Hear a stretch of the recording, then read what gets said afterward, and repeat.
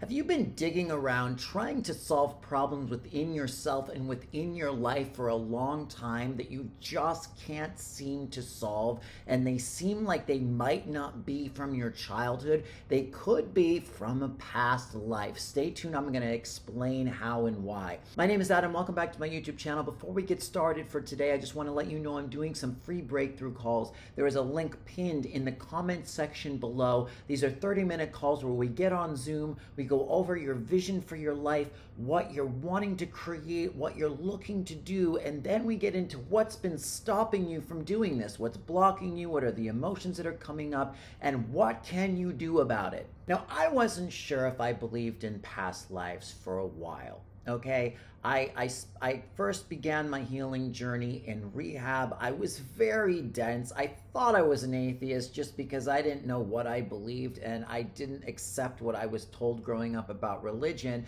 But something about science never fully made sense to me either, because the belief that we were nothing and automatons and just accidental machines sort of things like didn't feel right either. And it took me a while to kind of really wake up and make sense out of everything. But where I started was in therapy. I started in therapy and I went through my childhood with a fine-tooth comb, and I got to the point where I understood, why I reacted to certain situations, why I felt the way that I felt, why I thought what I thought in many ways.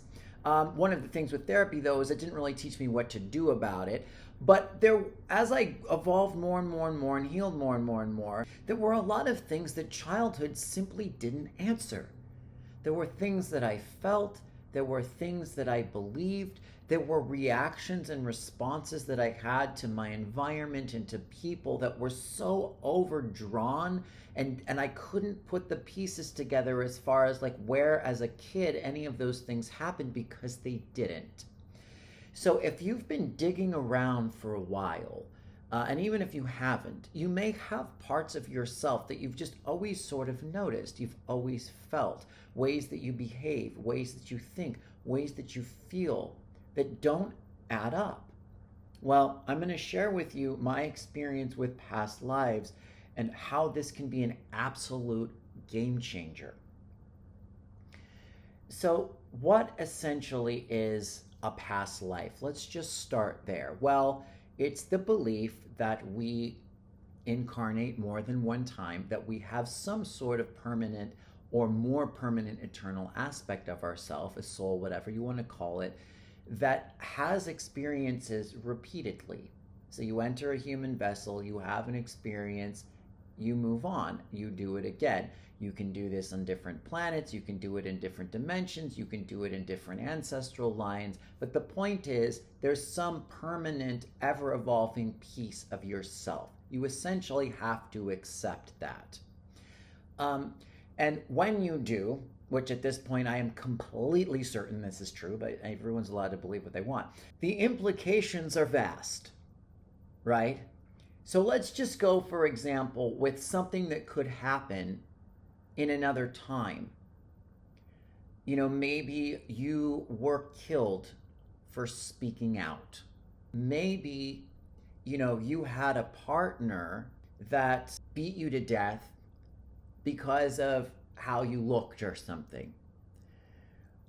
If you didn't completely clear and resolve this pattern in between your lifetimes, which tended not to happen on the old timeline, you would incarnate in this life carrying that information and experience and trauma with you. Now, you could have manifested like, a childhood where every time you tried to speak your truth, you got yelled at, so the pattern was kind of reverberating. Or you may not have manifested that at all, but you always have had a lifelong fear of speaking out. Now, it's true that public speaking is like the #1 human fear, and we're all kind of afraid of judgment and condemnation and criticism just as human beings, regardless of your past experiences. But you will know what I'm talking about if this resonates. It's not a coincidence that there's all these sort of seemingly normal, harmful or relatively harmless things that our body responds to as if we're going to die. Some of that can be answered from the, well, we used to have to run away from saber-toothed tigers, and so anytime we go out into the world, we're afraid we're going to get hunted down by a saber-toothed tiger. That can answer some things, but not all of them. If you have a terror of drowning from the time you're a little kid, if you're scared of going into a pool or any body of water and you never almost drowned as a child, it could very well be because you drowned in a past life and you're carrying that with you into the now. Now, this is something that you have to experience viscerally, especially when it releases, to really believe it and know it to be true, which I have done too many times to count. So I'm going to give you a couple of little outlines of my experiences personally and hearing stories from other people. But it's very important, before we get into this, to just kind of be open to repeating patterns in your body, in your mind, fears, etc., that don't add up to the kind of childhood that you had and that don't go away. Because what you can do is you can take action in spite of these patterns. You can learn to swim. You can force yourself to get up and speak in front of people even though you're afraid, and you want to do that because we need to walk through the fear. But if you don't clear the past life, you may always be in absolute terror, and you may be in so much terror you can't really ever succeed at those things. So I'm going to tell you a quick story about this woman that I worked with for years, a story she told me about this guy who couldn't stop drinking. So I don't know, this was someone that she had worked with or she knew. There was a guy, he could not, for the life of him, stop drinking alcohol. Now, if you were to go to AA, they would tell you, you have spiritual malady, it's a genetic inheritance, whatever, you got it from your parents have alcoholism, etc. And there's some truth to this, yes. But that's a little bit oversimplified because it's not acknowledging these other pastimes. So this guy, he went to AA, he went to rehab, he did all the stuff, and he just couldn't stop drinking. And he was seeing some doctor at the time who happened to also be a hypnotherapist. And one day the doctor was like, look, I'm just going to hypnotize you and we're going to see what we find in regards to this drinking pattern. So he brought him down, into the subconscious mind, into a sort of hypnotic state. And then he got the story of this life that this guy apparently had. And it was a very recent life. And the life took place, I think it was in like World War I, or it could have been the Civil War. I don't remember which one it was, doesn't matter. And what happened was this guy had needed to have his leg amputated. But, they had run out of ether, which is what they would give you to numb the pain when you had to have your leg amputated. And since they ran out of ether, what they did instead was they gave him alcohol. Okay, now if you can imagine the pain of getting your leg cut off, alcohol, no matter how fucking shit-faced you get, is not really gonna cover that. So they amputated him, and then he would use the alcohol to try to numb the pain. Well, that created a pattern. It created a pattern, and kind of relate to your own experience with things if you can. There's a pain, there's a discomfort. He didn't know where it came from because it wasn't from this life, and so he would reach for the alcohol. And he just kept doing it and kept doing it and kept doing it until the guy brought him down and cleared and resolved this life. And after that, he stopped drinking. He just stopped drinking. It was gone. And the reason it was gone was because that energetic imprint from his past life that he brought with him into this one was found. There was awareness that was brought into it, and the awareness helped to heal it and resolve it and just kind of set it aside, which is how you heal trauma from this life too. The way you heal trauma from present time is what happens is when we go into trauma, our consciousness sort of splinters and it's not integrated into the rest of us. So there's like a jagged edge of the painful memory that's just sticking out and poking at you and poking at you and poking at you.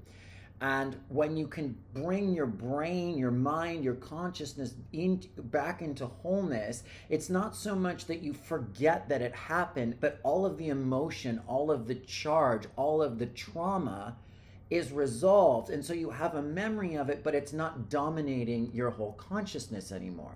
That's what happened when this guy healed this life. Now, I have had this happen to me way too many times to count. And I will just give you a kind of overview of a couple of the different sort of lives that I've had. But one of my biggest fears in this life has been speaking my truth on a grand scale. And I could never really put together why. I just thought I was a shy, sensitive kid who didn't like to be criticized, because none of us do. You know, I remember being in elementary school, and when the teacher would pass out like blank sheets of paper for us to just doodle on, you know, after lunch or during a downtime, if I drew so much as one line, just a straight line, and the teacher walked by, I would cover it with all my might because I didn't want her to see it. Well, is this because I'm shy? Yes. Is it because I'm sensitive? Yes. But as I began to wake up, and I began to feel the impulse to share my truth, I also began to experience like a visceral terror of doing so that couldn't really be answered by just being a sensitive kid. It was as if I was going to die. And as I've seen different people, different mediums, different intuitives, and have you know, had images and visuals and feelings come up from me from my other times, I've had the story told to me in different variations from different lives. I'm an Aquarius South Node in certain astrologies, which was kind of the rebel, of speaking out many times against the matrix and getting absolutely mutilated for it. This is the kind of thing that you will resonate with if you get it. Now, the benefit to finding these lives is there were lessons that I didn't complete, traumas that I was still in, and things I needed to know to resolve the whole storyline. And as I've done that, things have begun to shift. That doesn't mean we don't take action. We do need to keep taking action, but the fear begins to dissolve. And I felt better and better and better. And the thing is, when multiple people tell you of a particular kind of a life, and then you do a clearing on it, and you can feel it release from your nervous system, you begin to dissolve any doubt that this is real. So the reason I bring this topic up is just to kind of introduce you to the potentiality of healing when it comes to getting into past lives. I would actually say it may be the most powerful modality that there is. I mean, childhood trauma is extensive, and your childhood trauma will reverberate off of your past lives. Because if you're carrying the imprint of, like I said, being killed for speaking out, and you were criticized by your teachers, it will have like rattled that trauma and brought it up to the surface to where, you know, you're now associating a criticism with a death. But so it's absolutely critical that you heal your childhood trauma. But when you get stuck, when you can't find an answer, and there are parts of yourself that just don't resonate with what's gone on in your life, like specific patterns. Like I had one where I couldn't find an apartment. I just kept trying to manifest apartments, and things would just go wrong. And this woman said, well, there was a time where you worked in a church, kind of like a school where the kids lived, and there was a fire, and all these kids died, and you blamed yourself for it.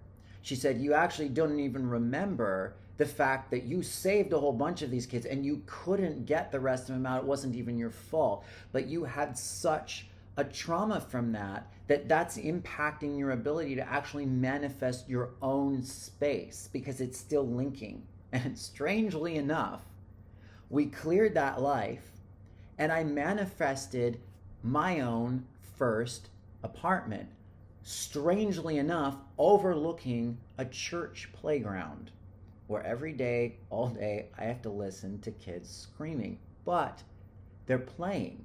It's like the energy of like happy kids just running around playing. Is that a coincidence? No. So I hope this helps. Please let me know if you have any further questions. This is a very large topic. I'll do more videos on this in the future. Please, I have a free energy clearing in the description below if you'd like to download it. Other than that, thank you so much. See you next time. Peace.